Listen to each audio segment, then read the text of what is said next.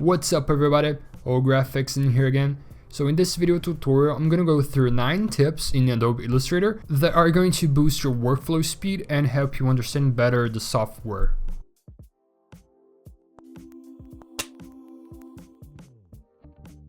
Adobe Illustrator is a powerful tool to create simple 2D diagrams or even some complex axonometric views. Those were some references that I took from Pinterest, and they could all be done using Photoshop. I'm not here to say which software is better, but you should consider using both of them as a part of your workflow process, especially for those type of diagrams that combine line work with soft shadows.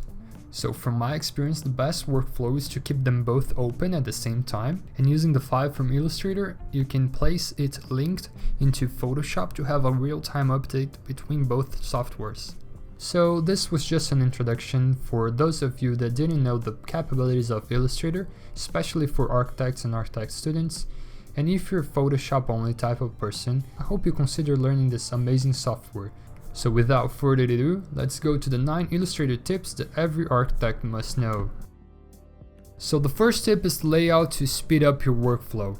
This is the basic and essential layout that comes with the software.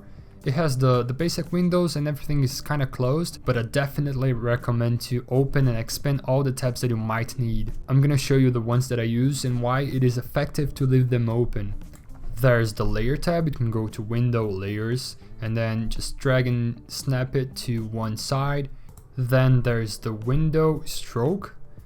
This one is really important to fast change the line width and some other options such as dashed lines. Then there's the align tab. Go to window, align. It also comes with the pathfinder that will let you add, subtract and intersect surfaces. Just put it up below the stroke tab. Then the last one, there's the swatches tab that you can either put on the right side or on the left side. Then for you to use all the capabilities of those tabs, you must go to that little icon and click show option. And what that will do is show the dashed line options and some extra align options as well. Then finally go ahead and delete all the default swatches that came with the file, and you're done with the layout.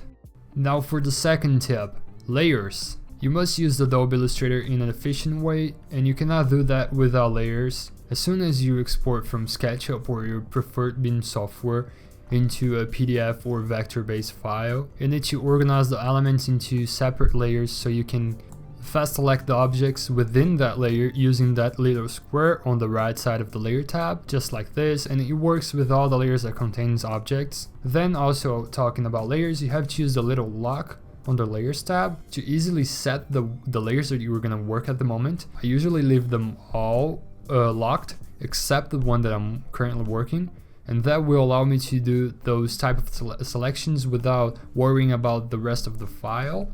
Using the shortcut Alt, you can lock them all except the one that you're clicking, and that will work also with the visibility option as well.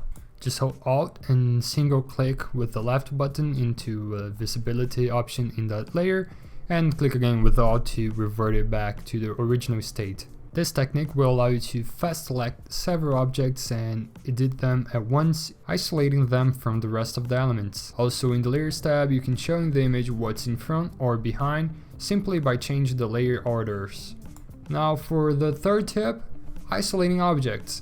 You can use the method that I've shown you before with the layer tabs, or you can simply double click in an object, either a group or a single object, to enter in its isolation mode. For example, imagine I want to change this red box that I'm selecting right now. I want to change it to it hits the ground floor. The best workaround here is to enter in its isolation mode, and using the fourth tip, which is the direct selection tool, we're gonna select just the bottom part of the red box so we can stretch it and make that happen. That will allow you not to vertical distort some objects, but simply to extend some shapes that you've previously created. Then for our fifth tip, we're going to use transparency mask to put the red box within the first floor. So go to transparency and make mask. What that will do is clip everything. So go ahead and check the clip box. And we're going to enter on the mask canvas simply by clicking on the white square that just showed up. Inside this place, we're going to draw a shape, a black fill shape, to hide the parts that we don't want to show from that red box. Just like so, and make sure to pick the 100% black to do that, and also uncheck the inverted mask You can always come back and fix any mistakes that you have probably made. You can add points, subtract, just like any regular shape within Illustrator. Once you're done, make sure to click on the other white rectangle to go back to editing. Just a quick note, you can also use the lasso tool to do the exact same stuff that we did just before, and then click on the direct selection tool to drag it down. I'm gonna go ahead and individually change the color from this object, but using the tip number 6, I'm gonna show you an alternative way to do that. We're gonna use the RECOLOR artwork tool. So go ahead and select everything from your file just like that and go to edit, edit colors, RECOLOR artwork. You can simply click on that little square right there and that will change the color that you picked from your whole file. I always recommend to use a color scheme that will make sure the colors blend right with each other. I'm using this one. Now for the tip number 7, I'm going to show you a method to first select any shape with the specific setting. For example, let's select this grass that is currently in the base layer. So you have to go to select, same, and hit fill color. And with that technique you can select objects that have similar settings to put in the same layer. This type of selection can also be done using the magic wand. The shortcut is Y. You can double click on the tool and this tab will pop open. You can then select the settings to make your selection. Well, we can now go to tip number 8, that is releasing compound path. After you export from SketchUp or any 3D or BIM software into a PDF or a vector shape file, usually after you export and open that into Illustrator, you cannot select any singular elements in this file. So we're gonna have to ungroup it everything. To do that, we're gonna go to Object, Compound Path, and Release. Then you're gonna right click it and select ungroup, or you can go to object and there's an ungroup option right there. You might have to do that several times, release compound path, but then there you have it. You can now simply select singular elements, single lines or fields to individually edit them, and then finally make those selections that I thought and organize your file into layers. Now last but not least, we're gonna go to our tip number 9. We're gonna copy these 3 to use an example. You can go to edit, copy and edit, paste, or Ctrl+C, Ctrl+V. We're gonna use this spare piece of grass here to demonstrate that. So the 9th tip is called Ctrl+D. It's probably the most used shortcut for me. It is simple, it repeats the last command that you have used.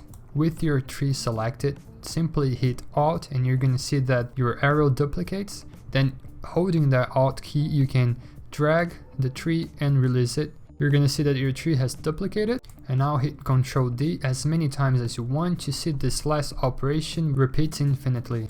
Oh, and just one final tip, if you have that many trees side by side, make sure to scale them and reflect them to have that organic look, because all the trees usually don't look the same, right? And that's a wrap. Those were the 9 tips for Illustrator, especially for the daily architect and architect students workflow. If you have used Illustrator for some time now, you probably already knew some of those tips, and if you have any new tips that you want to add to this list, please go ahead and comment below so other people can enjoy that too. Alright, let me know what were your thoughts in this video, if you enjoyed that or not. If you want to support the channel or get extra stuff from the tutorials, I'm gonna link the Gumroad website so you can check it out. Subscribe to All Graphics if you haven't already. Your support will help us produce more tutorials. Hit that like button if you enjoyed. Comment if you have any questions or suggestions. And as always, see you next time. Bye! Actually, before I go, I'm gonna leave you with a project that I recently won a national contest here in Brazil. I used not only the Photoshop Illustrator linked file, but also the 9 tips that I just mentioned. I hope you enjoy.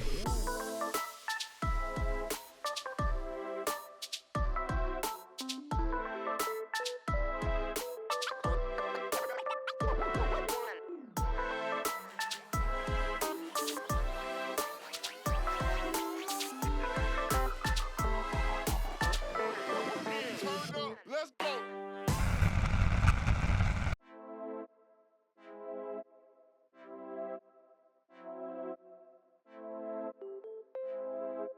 One.